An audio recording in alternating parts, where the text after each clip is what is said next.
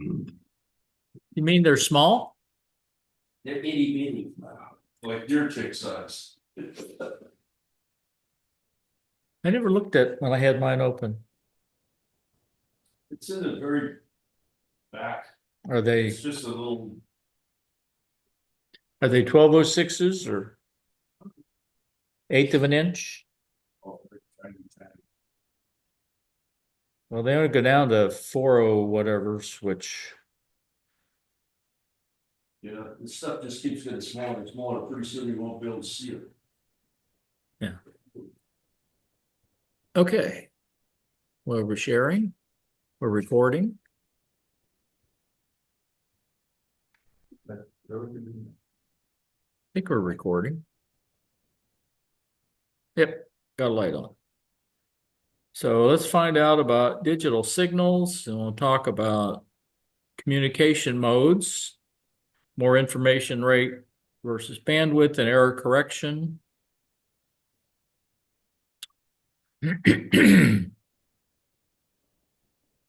So they're just pointing out the original digital mode was CW. It was a 1 and a 0. The original binary. Except it depended on the width as opposed to just whether it was on or off. A dash is 3 times a dot. And you got to have a 1 unit in between. The space between dots and dashes is 1. A dot is 1, spaces between inner whatever is 1, dashes are 3. Inner characters are 5, inner words are 7, I think. Yeah, and I still can't receive. I can send. So Morse code has very narrow, one of the narrowest bandwidths, although I guess it's still wider than FT8 and PSK 31. I don't think that's true. What's that? I don't believe that FT8 or those other things are narrower than CW. Well, it FT8 says on the bottom FT8 paragraph that Morse code for 13 words per minute, and it's a function of the words per minute, is 52 hertz, and FT8 is 50. If you go up to 25 words per minute, it's higher than 52.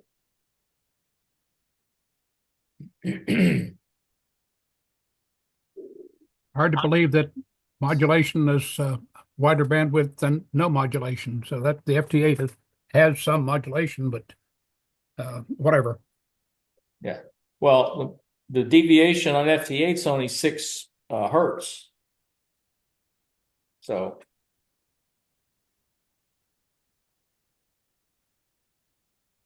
Okay, so let's see. What's the point of all this? The CW bandwidth is a function of the keying speed and the shape factor. So if you are one of these people that can send 25 or 50 words per minute, you have a fairly wide bandwidth. If your radio doesn't do any waveform shaping, and you just are sending out square pulses for your 1s and 0s, square waves generate a lot of harmonics. So you also increase the bandwidth. So in most radios, they will use some sort of technique. Simplest one is changing the rise and fall time of the waveform. So you make it into basically a trapezoidal wave instead of a square wave. In some cases, they do the raised cosine and you round it as opposed to just doing a straight, put an RC network in to change the rise and fall time.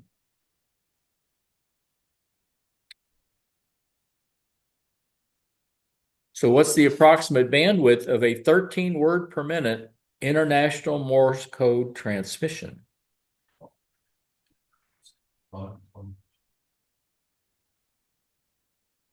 52 hertz. Do you know how they determine words per minute?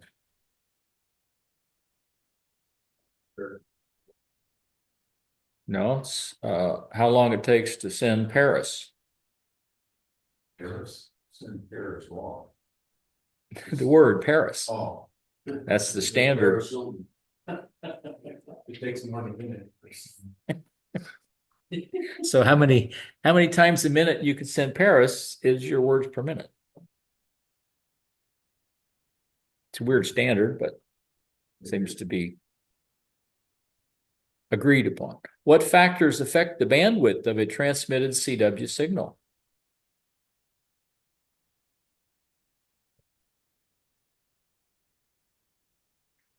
The bandwidth needed for FSK increases with the data rate.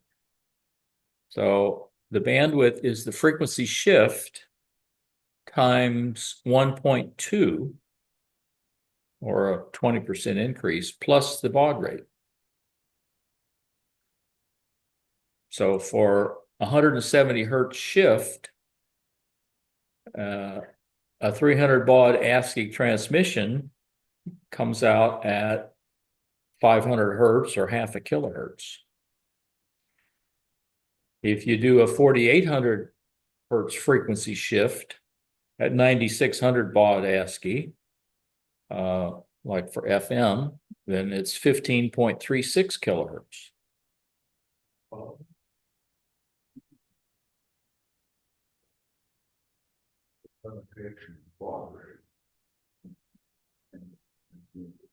Yep, and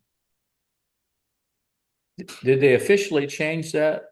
There was a change in process where they were gonna go away from the baud rate and just do bandwidth, and because the limit now is for HF, the upper limit is what, 9600 or less? I think it's less. It goes up in the VHF, UHF, but in HF, I think it's almost a fixed baud rate.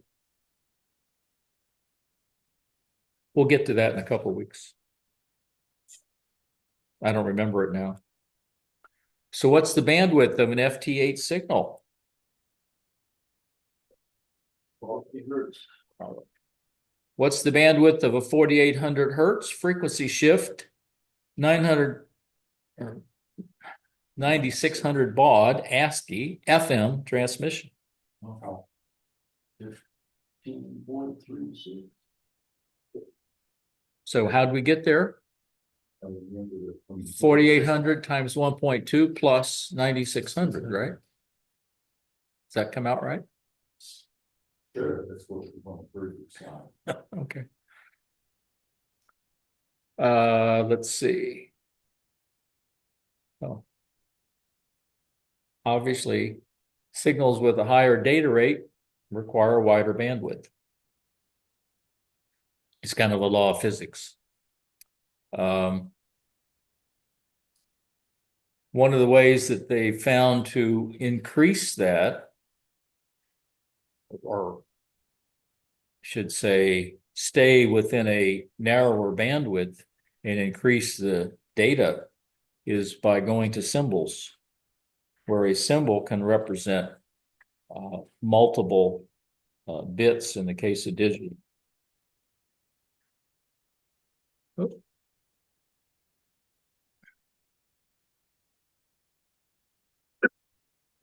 That's why in like FT4 and FT8 use multi-tone. So one frequency represents, in the case FT8, up to three, one of 8 states. So you're effectively sending an octal symbol, or 3 bits with every tone. So how can data rate be increased without increasing bandwidth?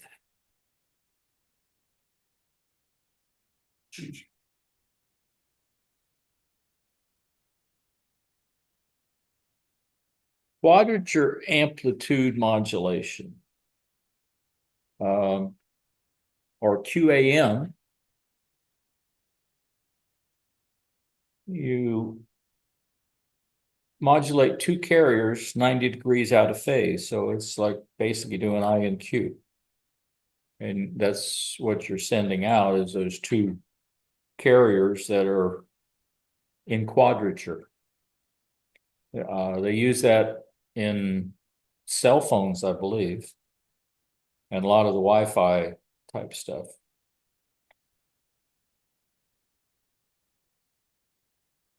And there's, I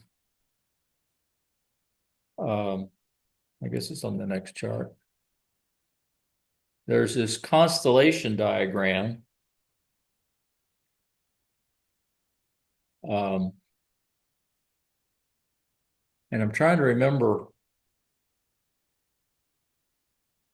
maybe it's VAR AC, one of those where you actually, with the Vera modem, where you see the constellation diagram when you've got it tuned in and you see this pattern. Yeah. And apparently they can be squares or circles and various things, depending on the number of bits, basically. So QAM4, okay, has 4 different amplitude phase values, and you can go up to, I think there's a 16. Much higher than that. No. And that sort of picture down there kind of shows, I guess, what the waveform may look like with all the phase shifts and amplitudes. And that's what gets plotted. So when you get this, I think when you get, as I recall, when you get this picture and it's all nice and even, you got this dots all evenly spaced, it means you're tuned in. So what is quadrature amplitude modulation, or QAM?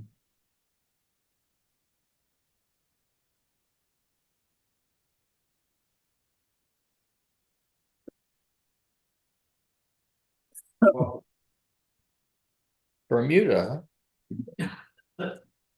What's described by the constellation diagram of a QAM or QPSK signal?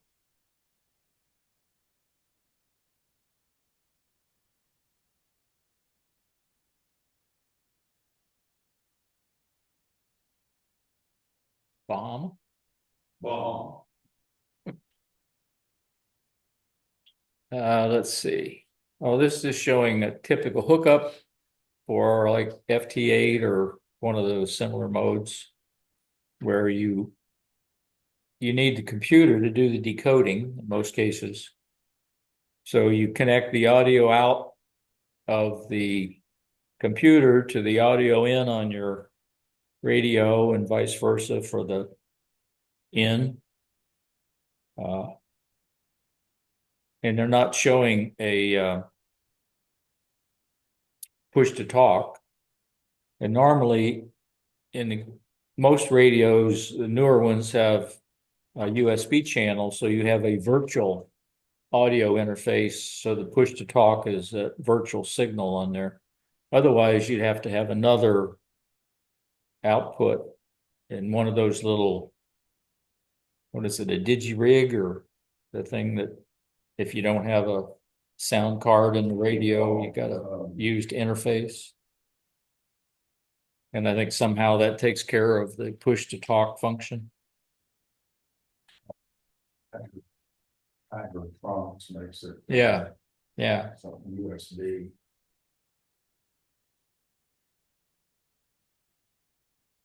So PSK 31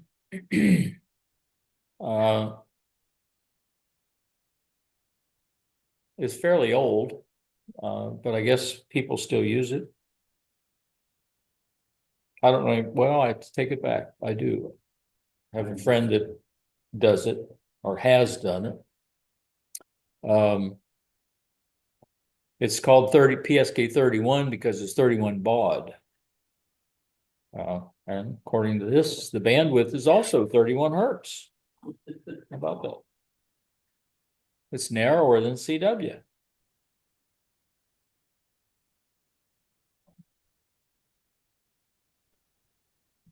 How about that? It's equivalent to 50 words per minute. That's fast CW. But it does use this thing called varicode. Not that you necessarily have to use it yourself, but varicode is different than ASCII in that they arrange the code for the letters based on the frequency of usage. So the most frequently used letters, your vowels, are the shorter codes. And the less frequently, like uppercase and special characters, are the longest. So you go anywhere from, I think the shortest is like 2 or 3 bits, and you go up to like 5 or 6 for the longer ones. Whereas a code like ASCII, they're all the same length, either 7 or 8 bit, depending where you got parity. So the theory is that by having the most frequently used characters shorter, then it makes it faster for normal communications. Now, if you were doing something like sending stuff that was mostly uppercase, a lot of special characters and numbers, then it might be just the opposite. It might be slower than ASCII. Yes. I think that's backwards. What? I think by default, the upper, because everything is transmitted by default in uppercase, I thought. And you shift it to lowercase.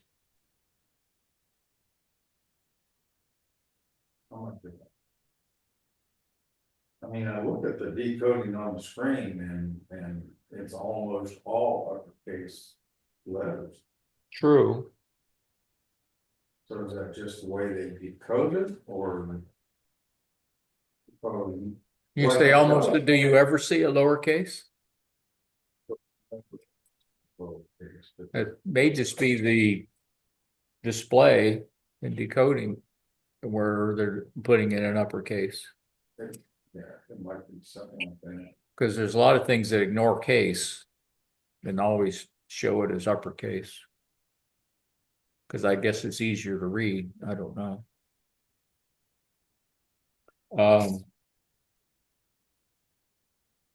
But it says right here that uppercase characters are longer. So it must be true. What's in red too? It's my understanding that and there's a chart, and you can see that they're not there yet, but it's coming up. I don't understand why varicode is self-synchronizing, but I'll take their word for it. I know. Well, the self-synchronizing is not, but it is, and I don't understand what makes it self-synchronizing, but I haven't really investigated it. But it does support all the same ASCII characters. It's just a different encoding for the same characters. So you see over here is a lowercase e, which apparently is the most frequently used character, and it's only 2-bit 1-1. And we get down here to an O, another vowel, it's 1-1-1. If we look at an uppercase E, it's 1-1-1-0-1-1-1. Pretty long. And this is not the entire alphabet, it's cut off. But it's just to show the difference in length. So what type of code is used for sending characters in a PSK 31 signal?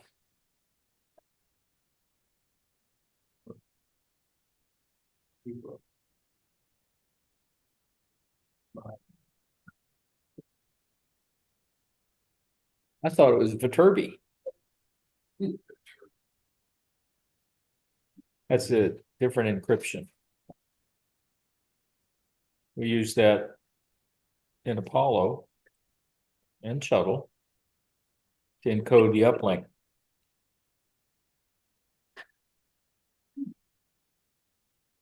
Old barcode. Which of the following statements is true about PSK 31?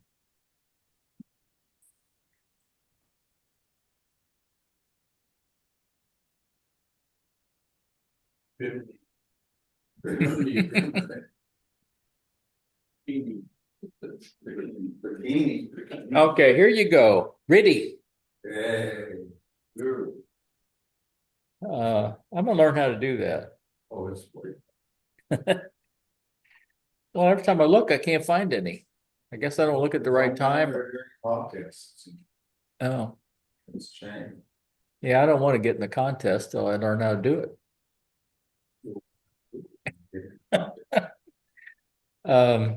It was developed when there were ASR and KSR teletypes. I remember that well. I had a KSR 33 that one of the first jobs I had was doing the least squares curve fit on a little PDP-8 computer with a KSR teletype to punch the tape, to load in, and then load the compiler and all this. Oh, it was amazing. Technology. It seems so. But RTTY is different in it uses Baudot code, which is pretty old, and it's a 5-bit per character code with additional start and stop bits. It uses frequency shift keying with a mark being 1 space 0. I believe the mark is 2125 hertz. And does it shift up or down?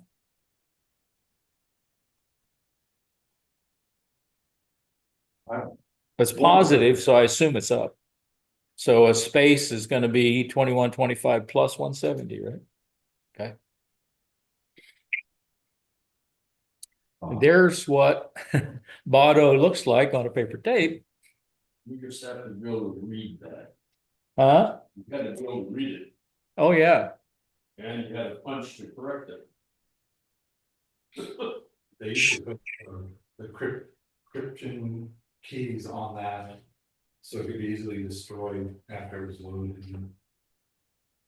Yeah, well, that's what we used. Oh, we had Mylar tape to upload data to the spacecraft computer.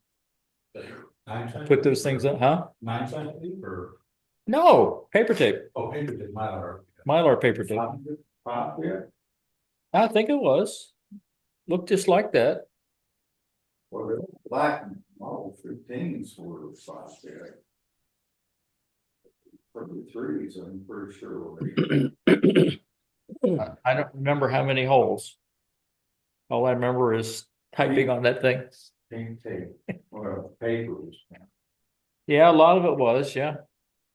The Mylar stuff was blue that we used.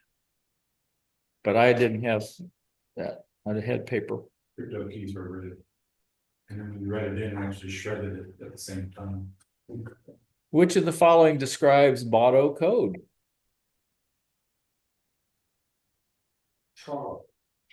Charles, yeah. How are two separate frequencies of a frequency shift keyed FS signal identified?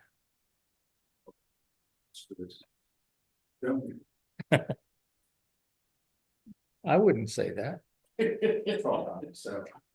Okay, weak signal modes again. Okay. Now they claim FT8 can receive signals at a minus 21 dB signal to noise ratio. Now, if I understand that right, the signal is 21 dB below the noise, or 1/100th of the noise. That's just unbelievable. I've copied -20 and -21 dB signals. Wow. Mhm.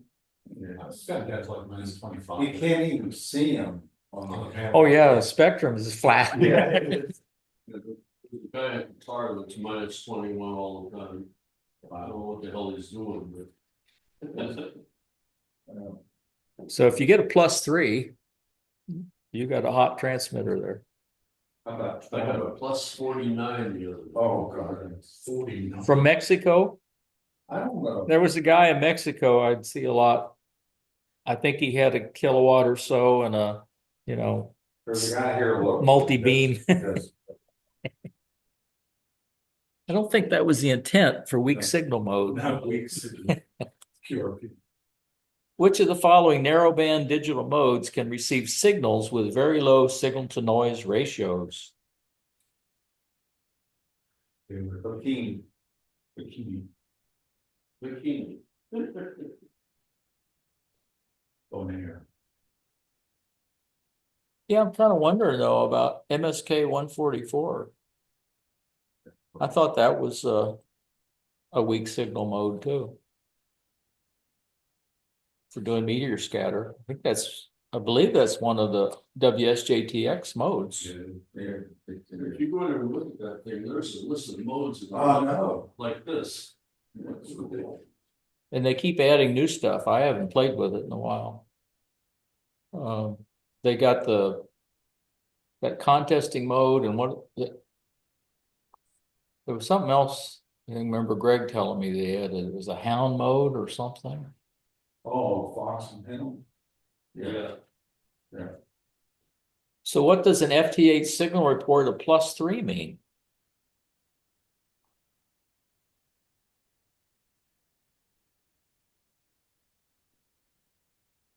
Wrong.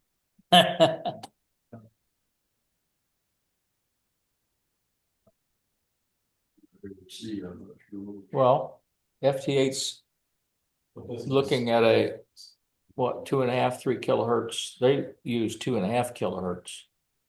Most of the time I see it as 3. So they compute the signal noise ratio based on the bandwidth. Hey, Charles. Whisper, normally used as a beacon. Satellites, I think, do their beacon stuff maybe with Whisper. I know the Pico balloons are using Whisper. I had one up for a while. Yeah. Made 5 trips till I ran into a typhoon. It's somewhere in the East China Sea. It came down from 44,000 feet to 0 in less than a minute. There were like 3 samples.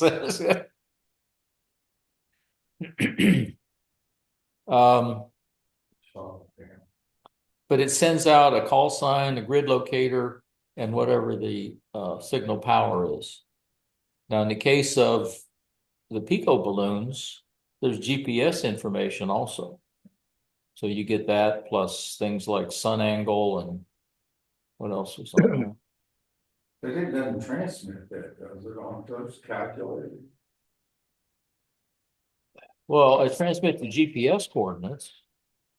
Yeah. But then. I don't know how they do. I never figured out how they do like sun angle, In temperature, but temperature, and altitude.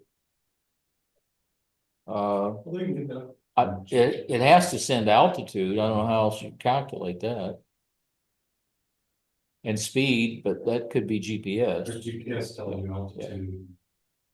Because at times when it got in the jet stream, it hit 120, 130 miles an hour. Which, it's up to 200 there. oh yeah. It's just mind-boggling, a balloon, going that fast, but then everything else is too, so it's not. Relative speed is good. And whisper can go to minus 28 dB. There's kind of one of the whisper charts. So there's some beacon over here under all this, and these are all the reporting stations that are picking up that signal. Used to see the same kind of thing for the balloons as it would travel and all the stations that would pick it up. So what digital mode is used as a low power beacon for assessing HF propagation? Aruba. By the way, I'm trying to get PCARs to put in a whisper beacon. Okay, good deal. It'd be nice to see Florida on that map. Who are you talking to? Talking to Clyde and others. Well, it wouldn't be hard to do. You can do it with a Raspberry Pico. You just need a 5-volt supply somewhere, Probably or solar panel. probably could hide it in the station somewhere. They've got all kinds of antennas and stuff, and it's probably Yeah. probably not in high usage. Okay, so packet radio is a mode that sends data as packets. So they take long messages and break them up into little packets and put a header on it and a checksum on the end and a packet number, because they can arrive out of order. So you have to know the sequence to put it back together. They use an error detection, not correction. Their correction is basically, if they detect an error, it sends a NAC back to the transmitter, and it retransmits up to some number of times, and usually that's programmed to 3 or 5, something like that. And if it can't get it after that many tries, it just hangs up or disconnects.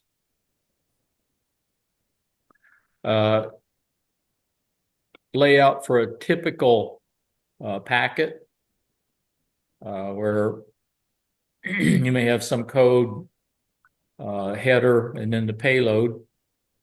In this one, they're not actually showing in this trailer would be like your checksum. And the header is going to have routing information. So what part of a packet radio frame contains the routing and handling information?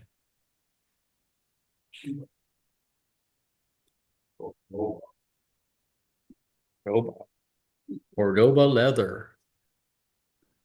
That's what's his name used to average. He did a commercial. Yeah.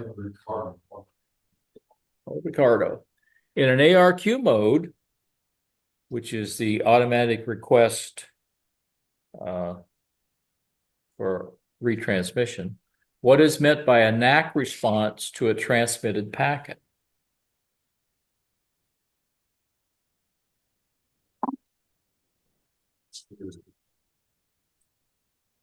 Alaska.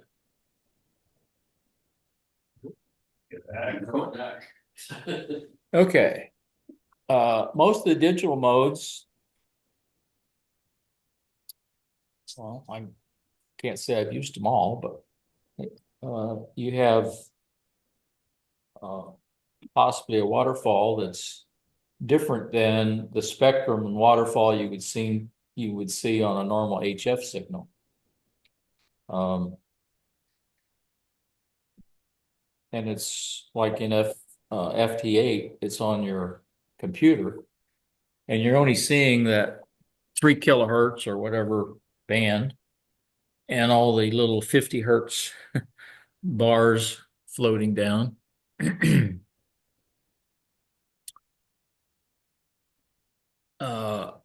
main thing on the waterfall is it's just a time record. The vertical axis, as things go, is increasing time. The horizontal axis is the frequency, where it is within that band. And then the color of the signal, or intensity, which changes with color, is the signal strength.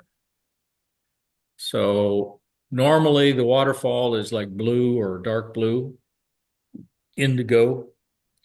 As you see signals, they start coming up. I guess the first thing you see is yellow, and then they kind of go orange and red, and at some point you'll actually see that little bar with fairly bright horizontal lines on each side of it, which is that guy that's putting out, kilowatts and overmodulating. That's what the bars are indicating, overmodulation. And there's a picture of one. We don't have any overmodulation there, though.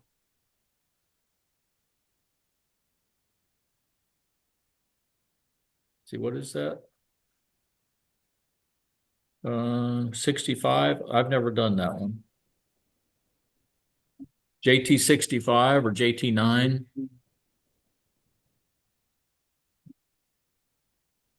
It's one of the modes. I know, but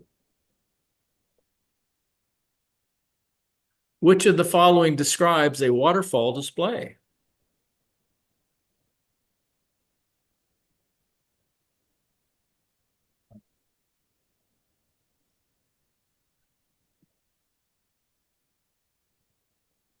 Read them carefully.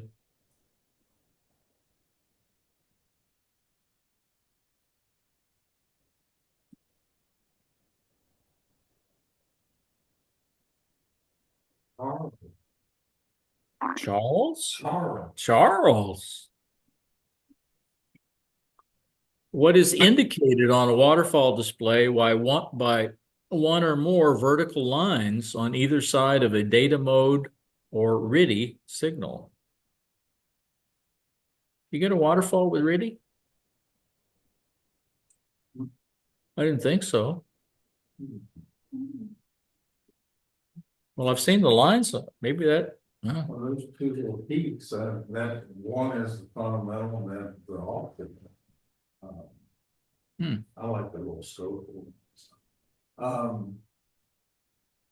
The right answer's not there. It's supposed to be- The right answer's not there. It's supposed to be backwards. Must be David. I will go with David. David. Okay, shared frequencies. We have some of those where we're not primary. And everybody in the world shares 2.4 gigahertz. But the primary, I guess, is medical and something else. Forgot now. Yeah. But I know the medical thing uses that, and they're the primary, which means we're supposed to defer to them.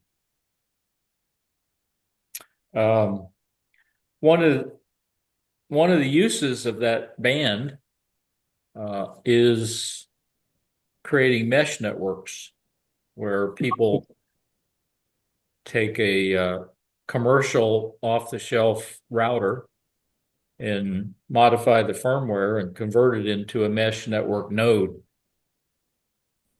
and hook a bunch of them, place a bunch of them around, and they can interconnect with one another and create a mesh network.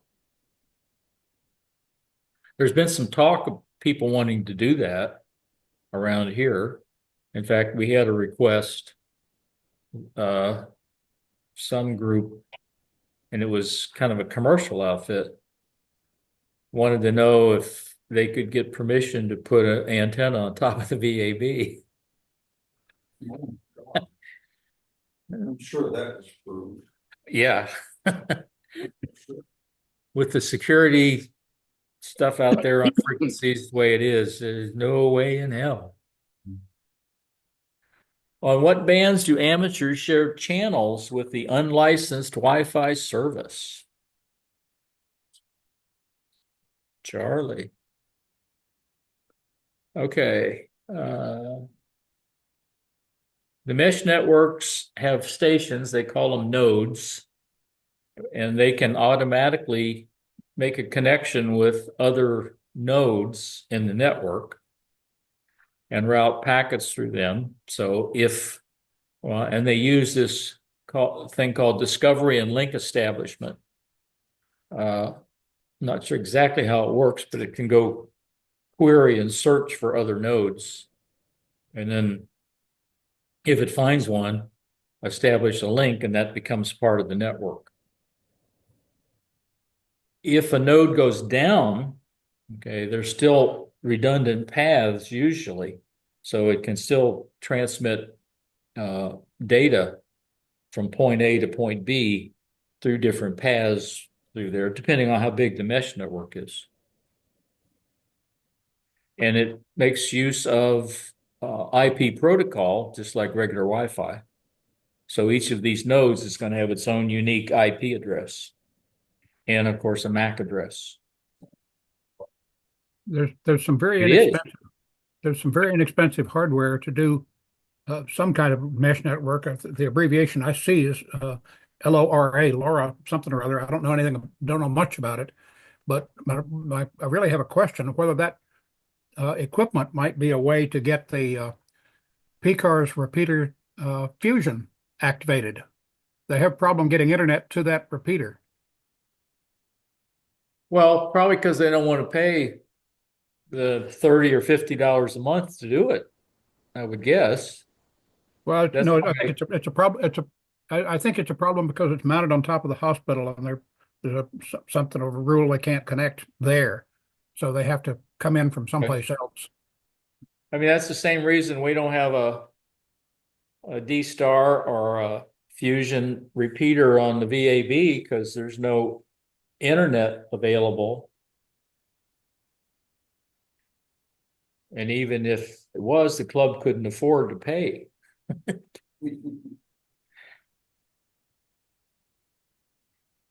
What type of addresses do nodes have in a mesh network? So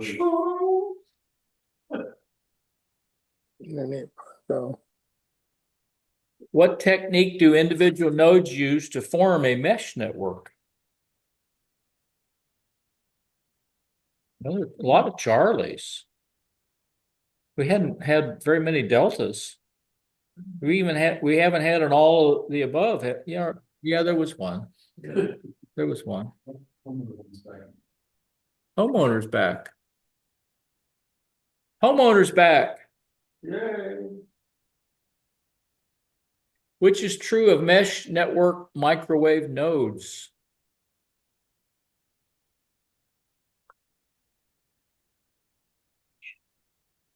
Baker, B. B. Ooh, it's red. It's red. Digital voice. There's DMR, which was, I guess, developed out of the Motorola stuff, I believe, which is basically all the Chinese manufactured radios. D-Star, which is ICOM and Kenwood, somewhat proprietary. There's an argument there. It's the codecs supposedly is the problem, which are proprietary, not the protocol itself. And I think the same thing is true with Fusion, which is C4FM. There's another one called FreeDV, which is actually an open source digital voice mode. And these all operate via the internet. Which of the following provide digital voice modes? B. B. Okay. Seemed like this should have been early. We talked about information rate and bandwidth. So is this a duplicate slide? No, because this one is talking about use phase shift keying, okay, and do the phase shift at the zero crossing. So you don't get the additional bandwidth, and also using sinusoidal data pulses.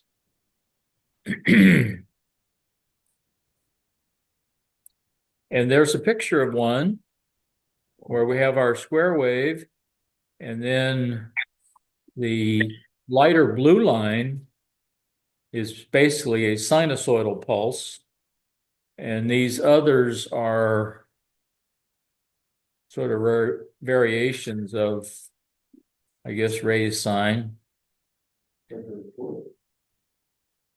Yes. Which means they would generate some harmonics. The resultant down here is from one of those, but I can't tell you which one. But it's a nice looking waveform. It could be the full beta equals 1 version. So what technique minimizes the bandwidth of a PSK31 signal?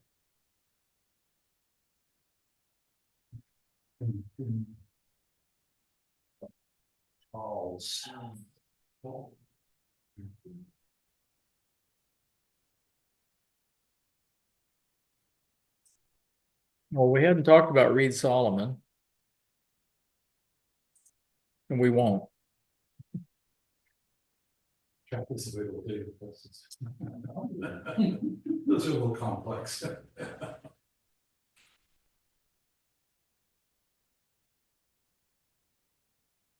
You must have something mixed up, because I'm leaning for the trapezoidal thing, because it doesn't have the harmonics.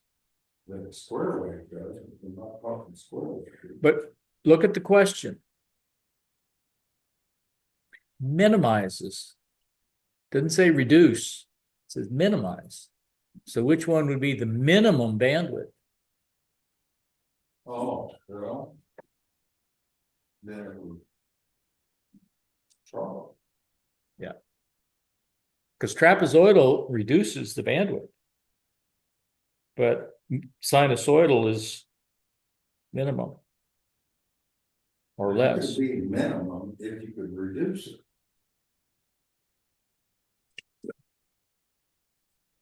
What?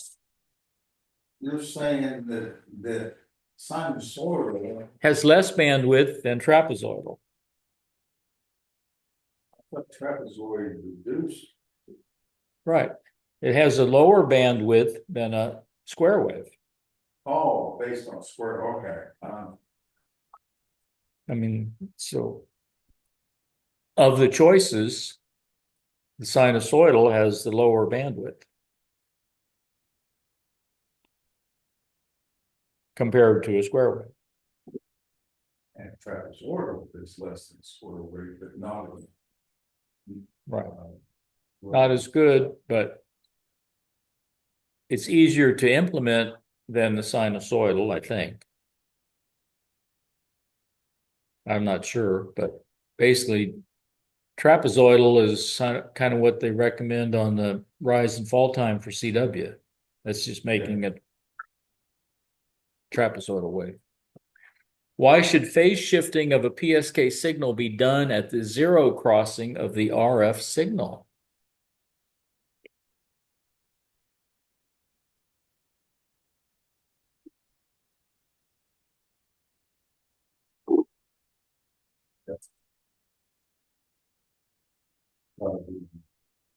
The minimize bandwidth.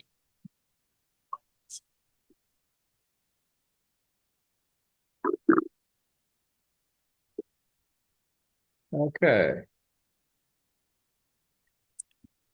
Oh, here we're going to talk about symbol rate as opposed to bit rate, which is just the rate at which the signal changes, whether it's a frequency change or an amplitude change or a phase change. How the frequency of those changes is the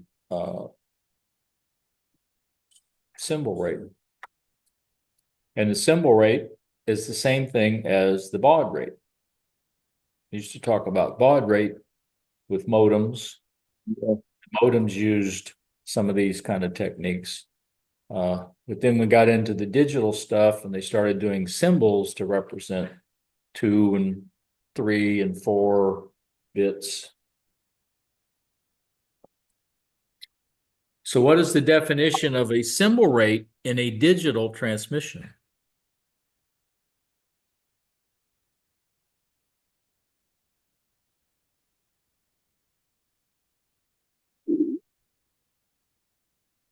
Charles? Charles? Oh. What's the relationship between symbol rate and baud? I think it should say baud rate, but that's their question. They synonymous. Huh? They be the same old.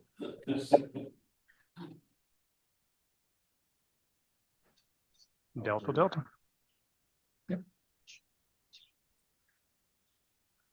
Okay. I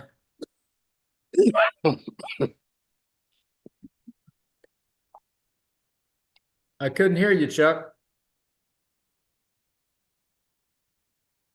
I didn't say anything. I just clicked the mute on and off. Oh, okay. So when you send digital data over a radio channel, it's encoded. One of the techniques they use is a thing called gray code, which was developed so that you don't have more than one bit transition in a sequence.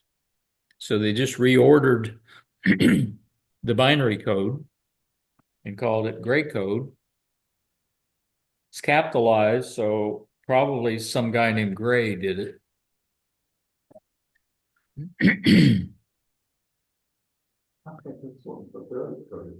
Huh? Only one bit change in fidelity.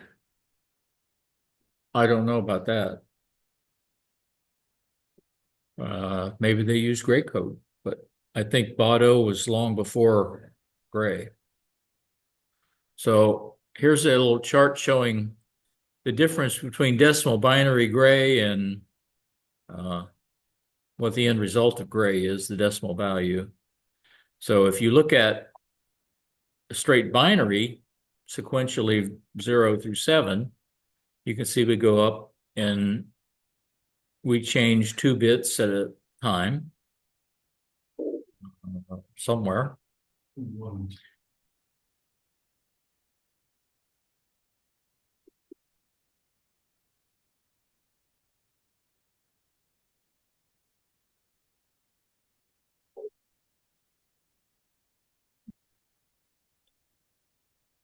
Oh, well, there's one. 3 to 4. Because these go to 0 and this one goes to 1. So I actually changed 3 bits that time. In the gray code, you just go 0, 1, then you change, you add one more 1, so it's a 1-bit change to get to 3. Whereas when I went in binary, this is actually 2 because I turned this one off and I turned this one on. So it was 2 bits changing. So we only see 1 bit change as long as we follow this sequence. Now, if they're out of sequence, that doesn't work. You can have more than 1 bit change at a time. So does that get you? Well, the one place I've seen it used probably the most is a encoder. And normally they'll put out gray code. Because as you rotate the encoder, you only want to see 1 bit at a time changing. So it is sequential. As far as data transmission, I don't know. I've heard about it, but I don't know where they actually use it. Because like I said, if it's not sequential, it's not going to fix the problem.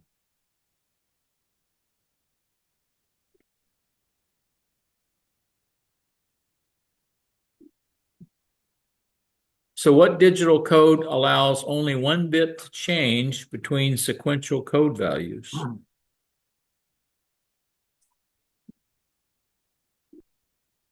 Can't imagine what that would be.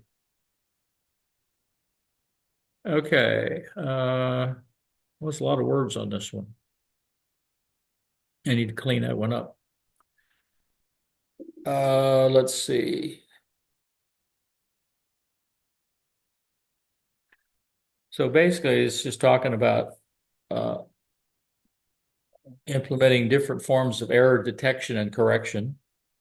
The simplest was probably a parity bit, like with ASCII and some of the codes where you can tell most of the time whether or not you receive the data correctly. For longer things, they used to have a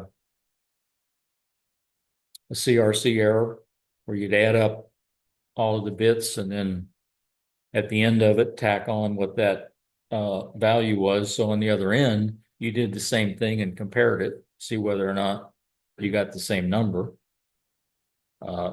It just told you that there was an error. There was no correction.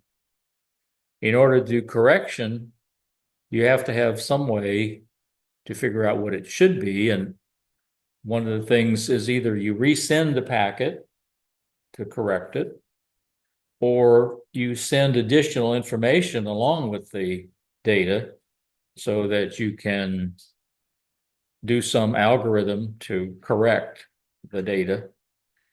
You're limited by how many bits you can correct, depending on how much extra information you send.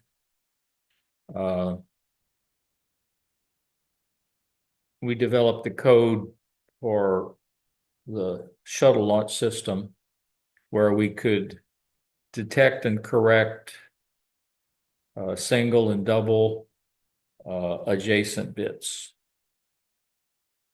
Just adjacent. Yeah. Correcting 2 bits, well, we only had 8 bits to work with, so we had an 8-bit correction code along with 8 bits of data because it was a 16-bit computer. And the most you could get was single and double adjacent bits. Because if you try to correct others, you can actually be making it worse. Yes. Dr. Bell and I did that with Hamming codes.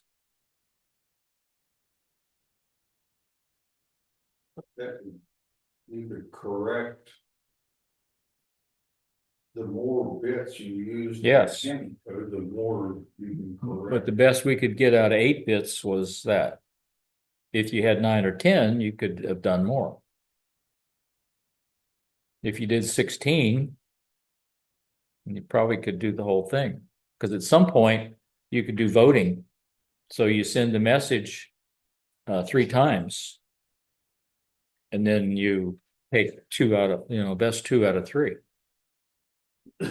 But that's a lot of overhead. Yeah. And you can put 2 bad messages. Yeah, you could. That's where you get into trouble with error correction. How do you know? Because the error correcting bits could be wrong, as well as the signal bit. So the one thing we did, since it's sent it twice, but we alternated the error correcting and the data. So you send the data and the error correcting pattern for the other half of the data, because it was 16 bits of data, vice versa. So if you had a problem with the data line, it wouldn't be in the same error correcting as the data. So it helped reduce that. I don't know that we ever had an error. Okay, so an ARQ is what they call the protocol when you request a resend. And we talked about that, which And they get resent up to a specific number of times, and that's programmed in. So after so many attempts, they just drop the connection.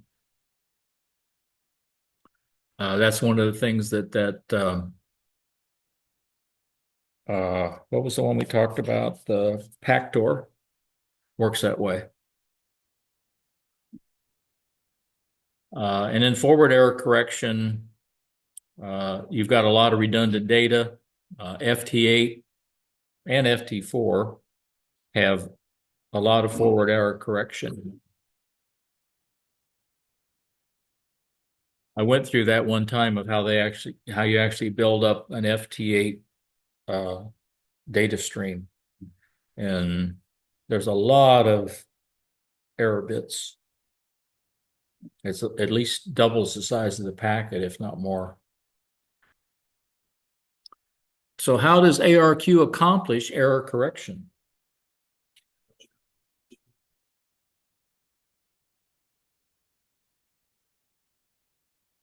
What action results from a failure to exchange information due to excessive transmission attempts when using an ARQ mode?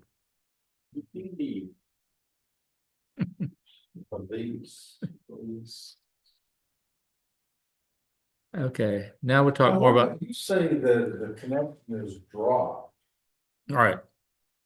Is that in ham radio or is that? I think that's really referring to like Pactor or WinLink, I think does the same kind of thing where you establish a connection between the master and slave or host, whatever.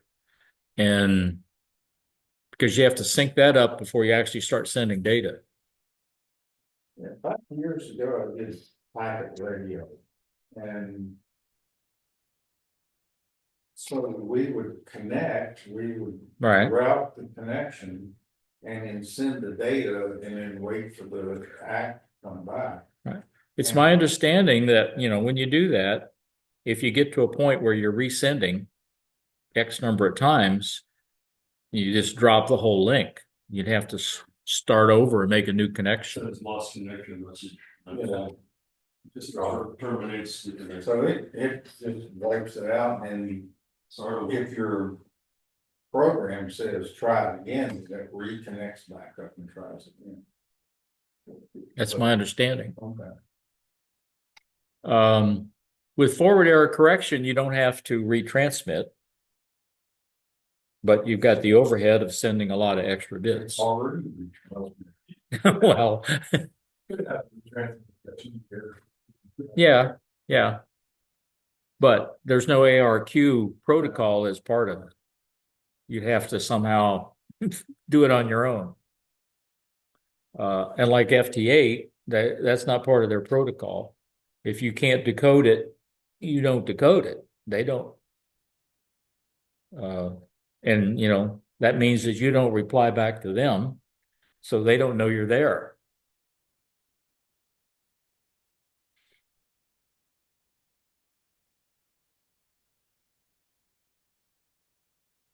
I know. So how does forward error correction allow the receiver to correct data errors? Get a lot of Charlies. But they won't be Charlies on the exam because they rearrange them. That's what I remembered. Okay, so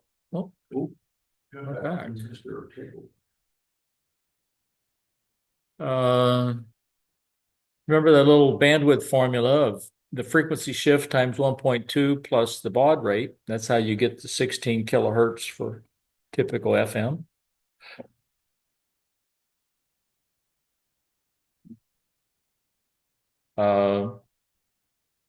Varicode was, PSK bandwidth was 31. I was wrong about that.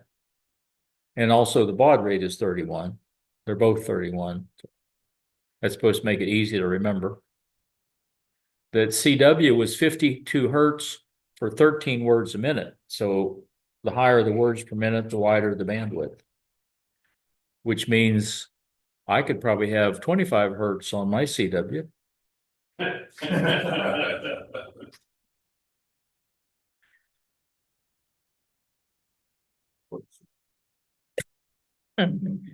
FT8, very low signal to noise ratios, like minus 28 or 20. What does it say? 21 or 28? Whisper was 28. Where's,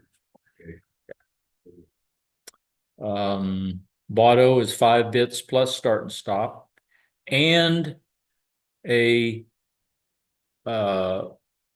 shift code. That's how you get to special characters or uppercase in Baudot. You have to send a special character, which says from now on it's, I think, uppercase. I'm not sure exactly how it works, but I think you send that shift character, and then that shifts what follows until you downshift, I believe.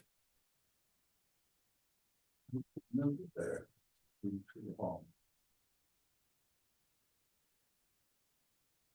And packet radio sends packets. Whoopee. The header's got routing information, which is the important part. Error detection, there's some kind of parity or CRC usually. Sends a NAC on an error, which requests a resend. Waterfalls are frequencies horizontal.